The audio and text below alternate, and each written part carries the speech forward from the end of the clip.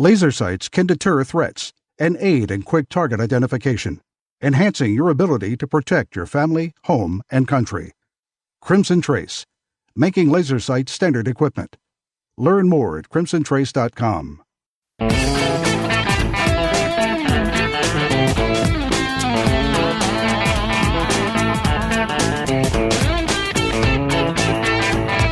#1 national voice in defense of your Second Amendment rights. Gun Talk, available on iTunes and on the free Gun Dealio smartphone app for Android and iPhone. To be on the air with Tom, call us now, 866-825-5486 or 1-TOM-TALK-GUN. Now, here's Tom.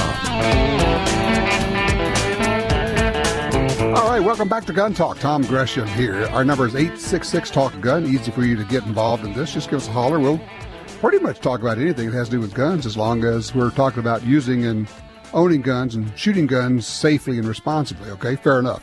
866-TALK-GUN. Just got an email from Jerome. He said, hey, just one quick correction. I had said on the air that this gunsmith requirement to get a manufacturing license was from the ATF. He says, actually, it's part of ITAR, that International Trade in Arms Regulation. He said, that comes right out of the State Department, which once again brings us back to the whole idea of having Mitt Romney as Secretary of State. Bad idea all the way around. So, yeah, I don't want that guy in there. I don't trust that guy in there. Also, we had somebody was mentioning, we were talking about using semi-auto pistol cartridge rifles in Ohio, saying we could use a lever action, and somebody said, well, don't forget, there's the Uberti has the Lightning, the version of the Colt Lightning, which is a pump action 45. That would be pretty sweet, too. And then I get an email, somebody says, hey, don't forget that Pennsylvania just okayed the use of semi-autos for deer hunting. But remember, for those in Pennsylvania, it does not take place, doesn't come into effect this year. It will be next year's hunting season. But you will be able to use semi-autos to hunt deer in Pennsylvania starting in 2017. All right, fair enough. All right, at this point, let me bring in a good friend of ours, Jeff Hoffman from Black Hills Ammunition, joins us right now. Hey, Jeff, how are you? Hello, Tom. Good to be with you again. Good to be with you. I was talking a little bit earlier about 45 Colt, and I think that cartridge is like 140 years old. I know that you have shot it a good bit. You guys have a number of different loads for it. What makes that cartridge, what makes the 45 Colt so cool? I think the big thing right now is nostalgia. The resurgence of cowboy action, or the cowboy action shooting, the beginning of that sport. Everybody wanted historically correct cartridges, and the most famous historically correct pistol cartridge was the 45 Colt. So they went to that, and that's what's really driven it. There's lots of other guns chambered for it, of course, but the single action crowd really is what brought that cartridge back. And there may not be a cartridge that has been tweaked more through its existence than the Colt, because you had people like way back, Elmer Keith and crew. They would take those things and crank them up until they'd blow up a gun and go, okay, that was a little bit too much. That's what he did, and he did it in a safe, controlled manner. I'm sure he wasn't holding all of those things when he was doing it. But, he was doing it with guns that he knew was in good shape for the average hand loader. Well, for any hand loader, and including us making factory ammo, you got to remember that factory limits are set there for a reason. And he could do it for his own use and promote it, but I think the rest of us probably better stay within industry standards. And for the 45 Colt, it's actually fairly low in deference to a lot of the older guns that are out there. We get people call up all the time and want to know how hard they can push their ammunition. And the answer is you want to be careful, because it could fall into one of those older single actions that are over 100 years old and maybe haven't seen the best care. Well, that's what I was going to ask you. You're loading 45 Colt ammo, and you don't know what it's going to be put in. If you knew it was going into a Ruger Blackhawk, you'd say, okay, yeah, we can crank this up a bit, but you don't know where it's going. So do you keep it at that original lower power level? Yep, we sure do, because like you said, if all the 45 Colts in the world were Red Hawks and Black Hawks, well, we could certainly establish a much higher standard. But there's a lot of those older guns out there, and even a lot of the double action guns, the cylinder walls aren't quite as thick as those single actions. Some of the modern single action guns, like the Black Hawk and the Red Hawk. Right. So we have to keep it fairly low. But the good thing is there's lots of cartridges out there that'll do more. You just got to buy the right cartridge for the gun. You know, the obvious first step up would be like the 44 Magnum, or you could start looking at the 454 and the 460, any of those if you actually need more horsepower. Yeah, it's like when people were taking the 44 Special and cranking it up, I said, look, just buy a 44 Magnum, and now you can use the Special and the Magnum, but don't try to make a Magnum out of something that's not. Yep, exactly. So what have you been doing that's fun? Cartridges, throwing those big, heavy cast bullets, they've got a lot of power anyway. It's amazing the penetration capability of those big, heavy slugs. We did a test one time where we compared the penetration power in gelatin between a 44 Special with a 750 key at about 750 feet per second, and we compared that to a jacketed hollow point doing about 1240. And I don't remember exactly, but the jacketed hollow point stopped at, I don't know, somewhere around 20 inches, 24 inches, and the much slower cast bullet went right through about 32 inches of gel block and wanged into the trap. Well, so, sometimes we have to go back and relearn the lessons. So a relatively slow-moving, hard-cast lead bullet, basically like Elmer Keith was talking about, will still do the job, and many times it'll get you better performance or better penetration than out of a faster Magnum. Yep, that's exactly right. All right, you guys have been playing with... You probably shoot as much ballistic gelatin as anybody I know. Whenever we're in there, we're playing in your lab and doing stuff. And you've been doing a thing, you call it Jello shots. What's going on here? Well, we put that on Instagram. We're fairly new in the social media stuff, but we wanted to educate as well as provide some entertainment for people. And we thought, well, let's show what bullets do when they hit ballistic gelatin. And that started, and it's been really well received. People like to see what ammunition actually does when it hits ballistic gelatin. So you're shooting gelatin, but then you're also kind of telling the story, aren't you? Well, we are. Ballistic gelatin, of course, is the universally recognized stimulant for tissue. Now, that said, it doesn't exactly replicate tissue because it's homogeneous. It doesn't have skin tension, fur, hair, ribs, organs of different density, and then, of course, another layer of skin on the back side. So you can't just immediately look at a Jello picture and superimpose it on the body of a deer or whatever it is that you're shooting. But it does give you a good, reliable, consistent basis, a medium for testing different cartridges. You can shoot cartridge A and cartridge B and cartridge C and see what they do in gelatin and get some general idea of what they'll do for penetration, expansion, diameter, fragmentation, how soon the bullet starts to do its job.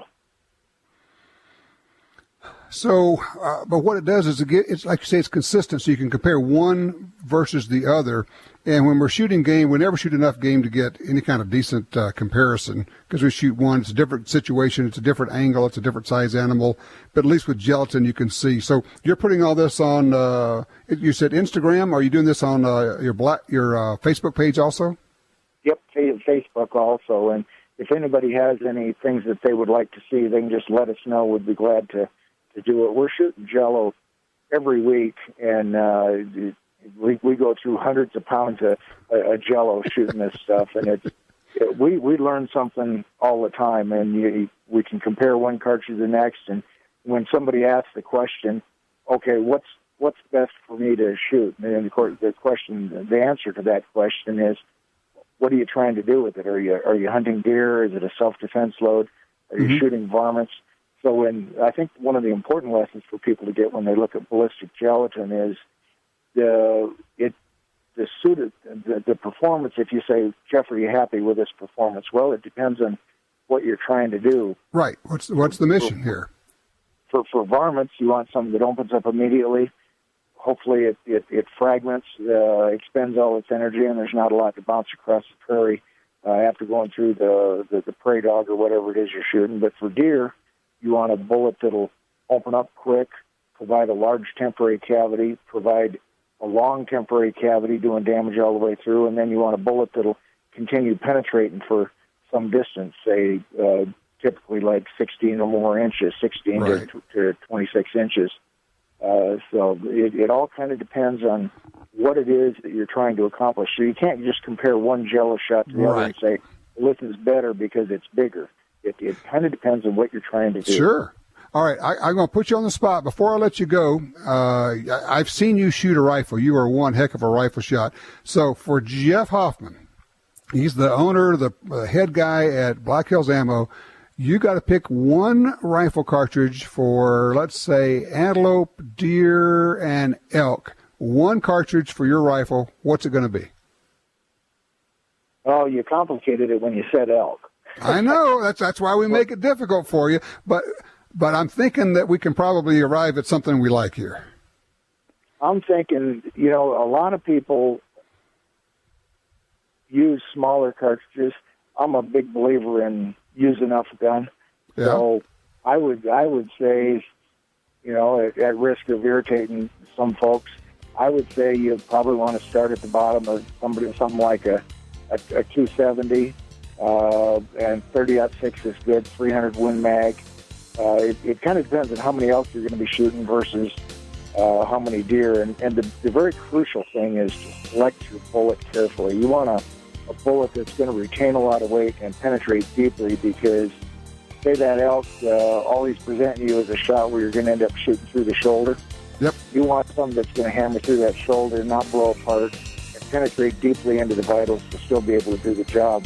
That same bullet, when you shoot a mule deer with it, it's going to put a hole in the far side, and that's just plumb fine. It's 2 holes in, or a hole in and a hole out. It gives more more blood flow and easier to track if you had to track it and there wasn't any snow. There you go. Jeff, I appreciate it. I love chatting with you about bullets and ammo and everything else. I'm glad to hear that you guys had a good Thanksgiving. Here's wishing you a good Christmas. Yep, well, we had a good Thanksgiving, and right now we're sitting around cutting and wrapping deer meat. I love it. Jeff Hoffman, Black Hills Ammo. It's black-hills-.com. That'll work for you. All right, 866-TALK-GUN. Be right back.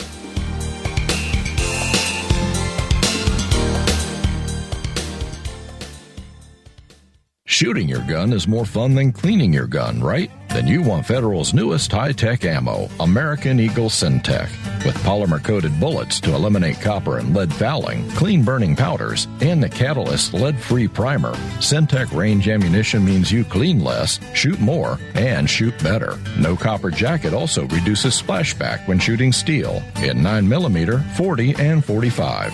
Visit federalpremium.com and ask your local retailer for Syntech ammo. If you're like me, you don't have money to burn, but you still want to buy guns, ammo, and accessories. That's why we created Gun Dealio. That's a free smartphone app. Just download it and start getting the deals. Could be discounts, offers of free magazines for your gun, or you could be the first to hear about new stuff from gun makers. Here's how it works. With Gun Dealio on your phone, you get alerts when you enter a gun store. Special deals, You don't have to do a thing. It'll do a lot of other cool things, like let you watch gun videos and listen to Gun Talk podcast. Plus, check it anytime for hundreds of deals and offers. Getting more while spending less. Smart, huh?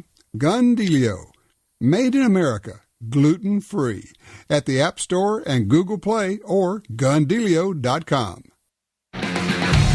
A decade since it was first introduced, the Taurus Judge still rules. This isn't just any personal defense revolver. This is an everyday gun. With its decisive stopping power, it's the original 5-shot game changer. Today it's available in more than a dozen models and capable of chambering both .45 Colt and .410 shot shell. You be the judge. Taurus Judge, what legends are made of. Visit taurususa.com. Do you know SID? If you want a gun silencer, SID is your champion. SID is a special kiosk powered by Silencer Shop that has shipped to more than 300 gun stores nationwide, where you and all of your trustees can register, get fingerprinted, and complete the documents necessary to own a silencer in your gun trust. Easy, ATF compliant, and you only need to visit SID once. SID, Secure Identity Documentation. Learn more at silencershop.com. Making the world a quieter place.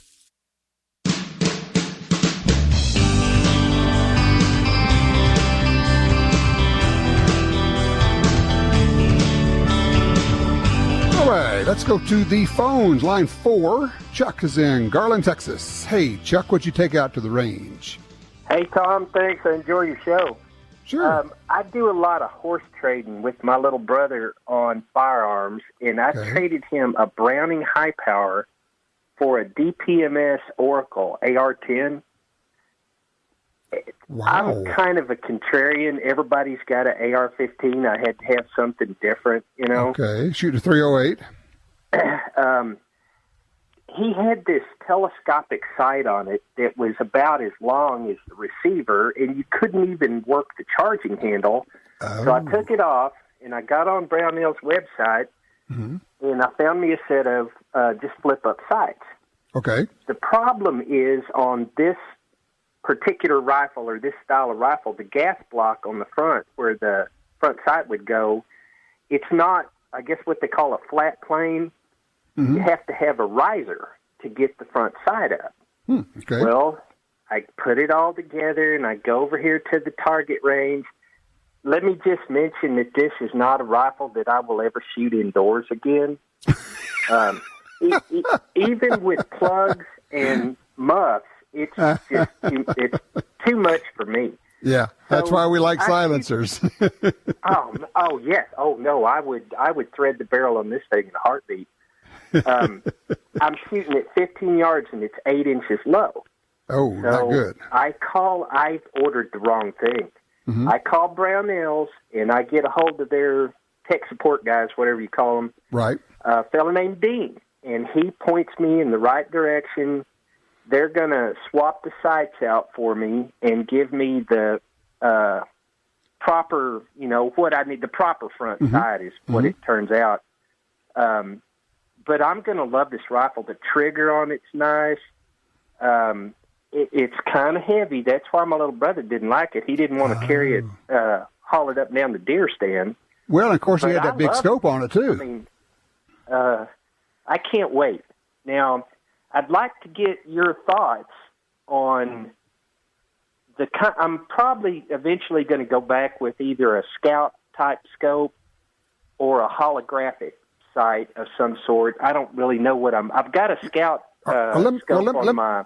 Let me ask you, Chuck. What are you going to do with it? Is this for hunting? No. Just for playing around at the range. I tell you what, I would either go with a red dot holographic type optic, a reflex or something, or I would put a 1:4 scope on it. Just a regular 1:4, not scout up front. Shoot it on one power with both eyes open, shoot it fast. It basically works like a red dot. And out at 4, you can shoot it to 400 yards easy at 4 power. So it'll do everything you want. I mean, for me, a 308 with a 1:4 on it is just magic. That's what I would do. Well, can I get one with enough eye relief that it'll work with that rifle? Oh yeah, yeah. I tell you what, take a look at the Trijicon 1:4. Not inexpensive, but good quality. But yeah, take a look at the Trijicon 1:4. It will work on there. It will do what you need. Listen, I got to run. I got to see if I get one more in here before we have to take a quick break here. Let's go down to line 3. Mike is with us out of Rudy, Texas. Hey, Mike, you're on Gun Talk. Hey, Tom, good show. The lady told me I could bounce back to last hour's topic. Absolutely. We got 4 years now where maybe the people attacking gun ranch are going to be a little more subdued. we need to spend those 4 years firmly establishing the Second Amendment rights as civil rights. If I were a religious book salesman and eBay would not let me sell a Koran, we have the Department of Justice there tomorrow. But I cannot sell AR-15 parts on eBay. Why is that not a violation of my civil rights? They banned gun shows in Austin. Why is that not a violation of civil rights? Why is the gun laws or restrictive gun laws in California not violations of civil rights? We need to firmly establish it. The Second Amendment guarantees civil rights, just like freedom of speech, freedom of religion. You know, it's a good point because, I mean, you got companies like Facebook won't let you sell guns on your Facebook page or even have a Facebook page about selling guns. PayPal, Google affects what you can purchase there with your Google links. Just all sorts of places where I think, you know what, let me take that back and let Mike, I appreciate it. Great call. Go back to what Alan Gottlieb said in the previous hour, where he said what the Second Amendment Foundation is encouraging the Trump administration to do is in Department of Justice to have an assistant director assistant attorney general whose sole job is the Second Amendment. Because we have people set up who are, okay, you're going to do education and you're going to do this. Well, we need somebody in Department of Justice whose sole job is to do exactly this. All right, Facebook, you are now facing a federal lawsuit for infringement of people's rights. Yes, City of Austin, you are now facing a federal lawsuit. You are now up against the Department of Justice. And, we're willing to spend whatever it takes because we have whatever it takes. On and on and on. Exactly right. I mean, I'm with you all the way there, Mike. I think it's a great concept. I would love to see that. I'd love to see the power of our Department of Justice being used to protect and preserve our rights instead of what they have done in the past when it comes to gun rights, used to assault our rights, where I actually watched the Department of Justice lawyer in federal court, actually appeals court, Fifth Circuit, say no one in this country has a right to own a gun. That was the official policy of the Department of Justice. We need to get that turned around. And we can under President Trump. But, it wouldn't hurt to let him know what you're thinking, too.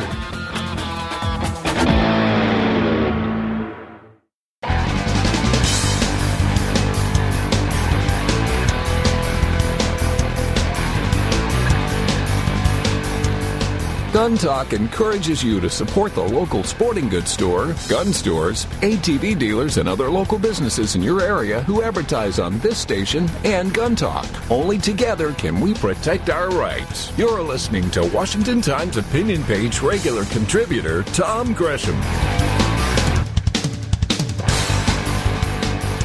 All right, we're back with you. Tom Gresham here. 866-TALK-GUN gets you in. That's the easy number. Just dial Tom Talk Gun. That's even easier. Bill is on line one out of Waco, Texas. Bill, what would you like the Trump administration to do relative to the Second Amendment? Well, I'd like to see an exemption to the HIPAA law. I'm a retired physician, but my understanding is if you find somebody who is homicidal or they've come to you with things that make you think he's going to go out and kill somebody, that the federal government under HIPAA can fine you up to $100,000 a pop for revealing personal medical information unless that person has given you written authorization to release it, which is stupid.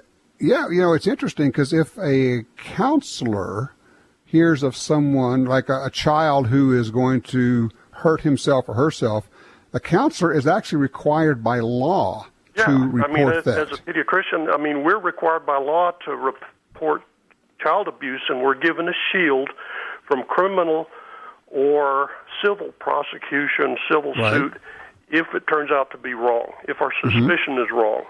But we need, instead of having a bunch of bureaucrats up there looking through VA records to see if somebody ever got a deep antidepressant prescription, we need to have doctors able to, in a no-fault way, report people they suspect might go out and try to shoot somebody. Have you ever had that happen? Well, a pediatrician. I didn't see that, but I look at all of the stuff that they talk about. Well, we ought to, look at everybody's medical records, and if they've ever gone into the funny farm or anything, we're going to take away the right to own a gun. I said, that's stupid. Right. You got to catch them when you know that they're homicidal. You need to go ahead and shield that doctor. The lay public is shielded if they report child abuse. Why can't we have a similar thing for threat of gun violence? I like it, and I think that's probably something that the Trump administration could actually make happen. I bet they could make that just... It wouldn't cost anything. Yes, that's the other part of it. It doesn't cost a thing, and it protects people. It's not like we're turning the government loose on people. This would actually be saying, look, in this case, we can actually get people the help they need, or we can perhaps shield somebody who may actually be targeted. Bill, I appreciate it. It's a great point. I just read a story about a reporter who was targeted by somebody. She was doing expose reporting, and actually a psychologist or psychiatrist who was treating somebody found out that this person was actually targeting her, had planned to kill her, knew where she lived, and he broke the HIPAA law, just said, I don't care, do what you got to do, but this guy really is going to try to kill her, and he came out with it, the counselor did, so good for that person, but wow, it's a good point. Hey, line 2, Russell's with us in Wichita, Kansas. Russell, have you been to the range? Yes, I have. And I have experimented with a Barnes, one of the solid copper bullets. It's called the 165 grain TSX BT bullet, and the number of it is 30349. And I filed off the point of this hollow point bullet and filed it back to where it weighed 155 grains. And this thing has twice the penetration that a regular 30-30 bullet would have. Now, you're shooting it out of a 30-30? Yes, out of a Winchester 94 30-30. Okay, so because I was going to ask you, why in the world would you be filing the point down? Now I think I may understand. You're making it a flat point so you can put it into a tubular magazine.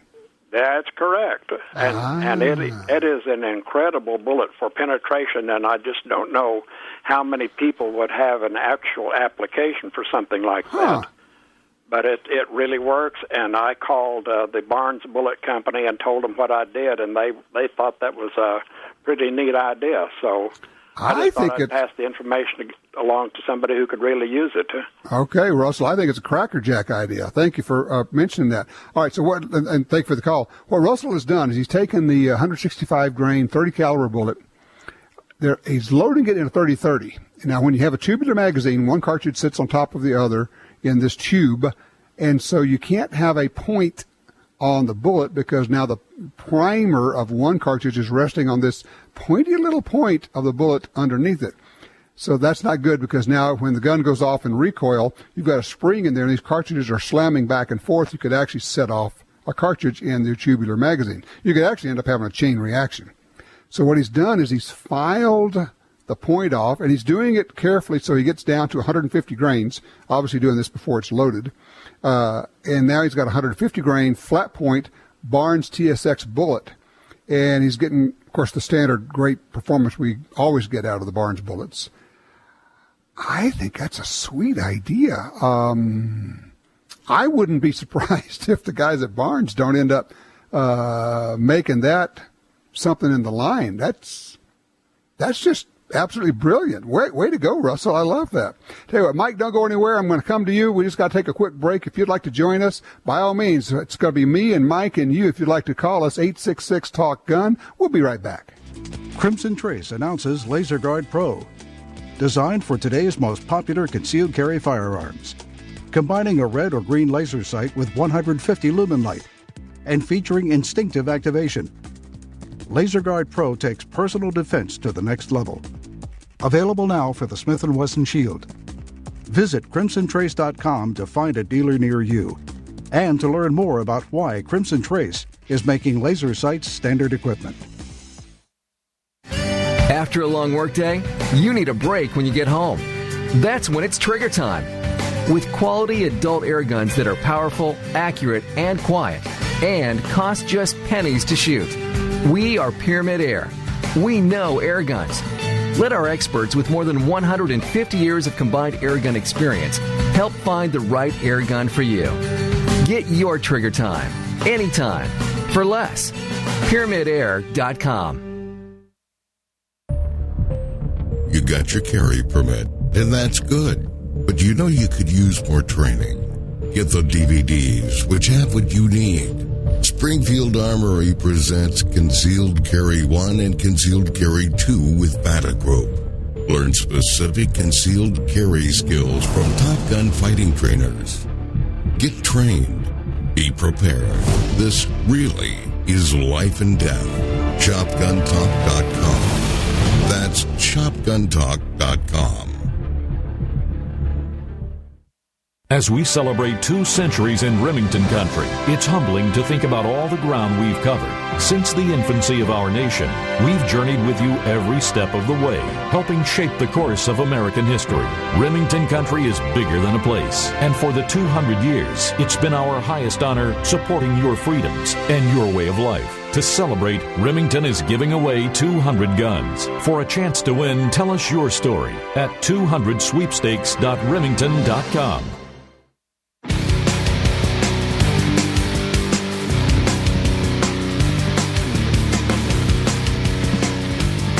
All right, back with you. 866 Talk Gun, get you in there. Let's see here. Line 4, Mike's with us out of Salina, Kansas. Hey, Mike.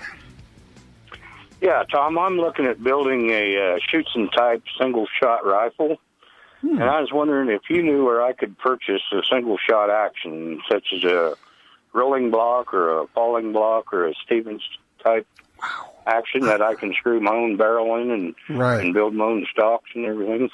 I do not. That's just a little far afield of where I operate. Tell you what I'll do. Let's put out the call. Keep listening. If somebody knows where Mike can find some kind of a single-shot action, falling block, rolling block, something like that, give me a call real quickly, and we'll try to get that in before the end of the show here, Mike. 866-TALK-GUN will help us out. Thanks, Mike. I appreciate that. Let's see. Line 3, Pete, Texas. M1 Garands, talk to me. Yes, sir. It's been ignored for a couple of administrations, but there are thousands, I've heard 30,000, M1 Garands in South Korea that could be released and sold through NRA or some other organization to the American public. Well, let me wish list for the next 4 years. All right, let me fill you in. Actually, there was a Congress passed a measure that says we can repatriate these rifles that are in Korea, and we all know how cool the M1 Garand is. All right, it's not 30,000. Hold on to your hat. It's 87,310 M1 Garands are sitting there, and they were ready to come back here, and the Obama administration blocked the importation of these, saying that these rifles could be exploited by people using them for, quote, illicit purposes. Now, an M1 Garand is a big, heavy, long son of a gun. No one, and I mean no one, is going to be using a Garand for a crime spree. It just is not going to happen. They just don't like guns, and so they stopped the importation of those. So I also am looking here. Looks like, according to the report I'm looking at, there may be 750,000 M1 carbines in South Korea that are being blocked from being brought in. So 80-something thousand M1 Garands, 770,000 M1 carbines. With the stroke of a pen, Donald Trump could say, yes, those are ours, bring them back, funnel them through the Civilian Marksmanship Program, the CMP, and sell them to the American citizens through legal means with the regular FBI background check, blah, blah, blah, blah, blah, all the stuff we know that has to happen anyway. It's a really great point, and I appreciate it, Pete. I'm sure that's on the list. I guarantee you. Line 1, Fred's in Vermont. Hey, Fred. Hi, Tom. I wanted to give a range report on the SIG 6-hour P320RX. Okay. I first got introduced to the 320 because I took a class at Sig Sauer, and during the class they allow you to borrow a gun, and I tried out the 320 full size, and I just loved it. Mm-hmm. So I ended up buying this SIG P320RX, which has the Romeo red dot sight on the top. and it's just phenomenal. I every other weekend I compete in a steel plate drop, and my times with that have just gone down tremendously. It's just so accurate and so easy to get on site, especially because I've got these aging eyes. So just a great gun all around. And the other thing that's great about this is, of course, the modularity. You've probably talked about that before. I also got a conversion kit for the carry version, which means I can swap out the trigger group, and then I carry that. And I've also, put a number of rounds through that in my practice. So I've got about 800 rounds through both the barrels, and it's just a phenomenal gun. All right, let me ask you a quick question here. The P320 is a great pistol. What did you think of the SIG Academy? I love it. I've taken, I think, 10 classes there now, and I'm continuing to get as much as I can. Every time I finish one class, I sign up for the next, even though it may be, I may be pushing it off for a couple of months or so. You're a gun school junkie, aren't you? Exactly. I love it. Never stop learning. Well, that's the thing. I tell people, look, once you take a class at one of these top-level schools, the light comes on, you get that aha moment, you're going, wow, this is really special, this is different, it's life-changing. I will be better if I keep doing this. And I always say, when you take your first class at one of these, it is, in fact, your first class, because you're going to be looking for a way to sign up for another one, right? Absolutely. And even to sign up for the same class over and over again. I've taken one or two of the classes twice, because you learn so much. There's just so much in every class. Yep. You definitely pick up more things every time. And the other part is, there's just the basics. When you're learning the basics, they're just the basics. And when you go to an advanced class, all they're doing is applying the basics to other situations and giving you a few more tools. But, it's basically shooting, drawing, sight alignment, movement, communication, malfunction drills. And now after that, it becomes problem solving, and you move to the level of, what do they call it, unconscious competence, where you can shoot and fix malfunction drills and do reloads, or fix malfunctions and do reloads while you're moving and communicating and problem solving. So you want to reach the level of this unconscious competence. And that's why you go back. I've taken the Gunsight 250 class, I think, 3 times now. Yeah, absolutely. And the other thing, of course, is you've got that instructor who you can practice all you want, but if you're practicing wrong and you don't realize it, that instructor can point that out. And I've gotten just great tips every class I've taken. Absolutely. Well, I love the range support on the P320RX. I'm with you there on the aging eyes. That's why red dot sights and lasers are my friends these days. Hey, Fred, thank you so much for that.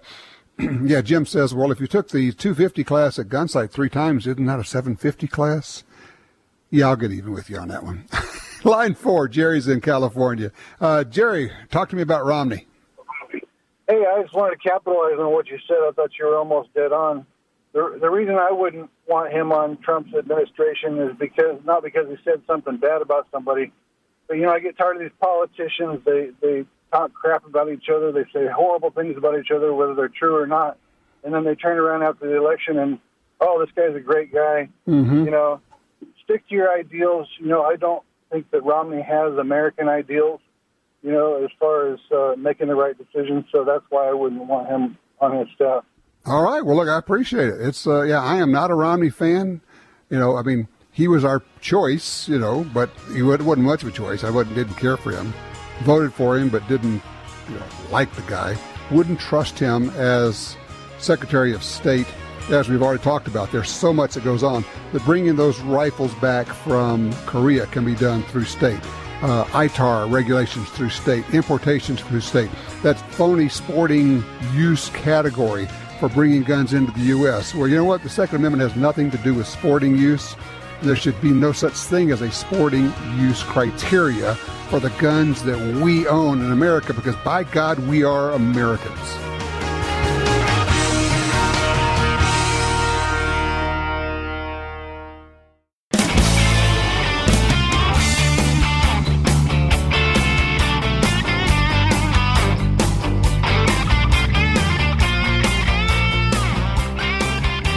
All right, back with you. Don't forget that tomorrow, Monday, is the kickoff of Defender Week. We're releasing our Season 4 of First Person Defender.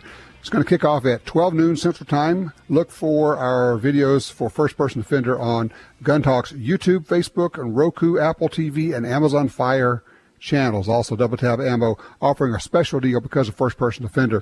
1 week only for FPD fans. 15% off of all purchases on your ammo through next Sunday for 1 week. You got to use the code FPD16 for First Person Defender. All right, now Mike called in from Salina. He was trying to build a single-shot rifle, wanting to know where he could buy an action. So sure enough, we get help. Caller calls in and says, hey, Brownells and Lone Star Rifle both sell rolling block actions. So check it out, Mike. Brownells and Lone Star Rifle, according to our caller. Line 4, Russ is in Kansas. Russ, what do you want Trump to do? Oh, Russ just dropped. I tell you what, I think Russ was saying that what he really wanted to do was have a change in the definition of infringement. And I get that because we always say, shall not be infringed. I don't think that's where we need to go. In fact, I'm not even sure that we can go there. It's just a case of we have to do this a piece at a time. We have to push hard to regain our lost rights.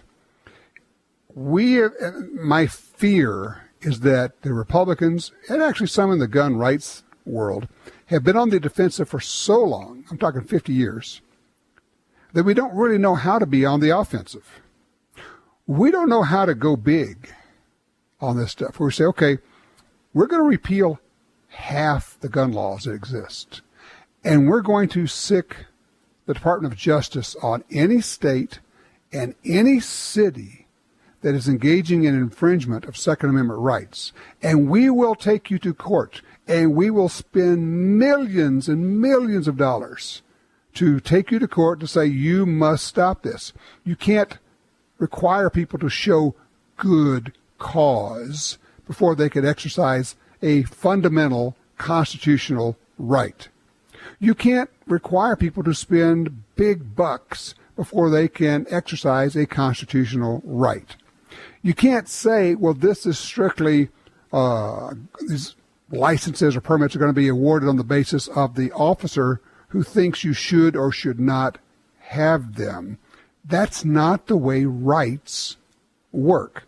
It's all part of making sure that people understand that the Second Amendment is, in fact, a real right. Because you'll actually have some people in law say, well, yeah, we've got the Bill of Rights, but the Second Amendment, it's not like a real right. It's not like, First Amendment or Fourth Amendment or Fifth Amendment. It's not like one of those. Well, yeah, it is. And it can be made to be viewed that way through an energetic, aggressive, and ruthless action from the Department of Justice, which says, we will defend the Heller decision. We will defend gun rights. We will, when they're assaulted in the courts, we will go on the defensive. We will join the case. But also, we're going to be aggressive about filing our own suits. So Maryland, California, Washington, D.C., New Jersey, New York, watch out. We're coming for you. And we're going to drop the entire weight of the United States government on top of you. And if you want to see what that looks like, look at states in the South where the government came in and took over the entire education system. In some cases, the federal government has been running the state education system for 40 years. 40 years. You want to see what it looks like when we come in and start taking over what you're doing with the Second Amendment? You better take a look at it because we're coming for you. That's what I would like to see from President Trump. And you know what? We just might get it. In the meantime, go out and do a little shooting. And oh yeah, you know what? The economy is looking good, so now's a good time to buy. Be safe, check your six, always carry, and we'll see you next week.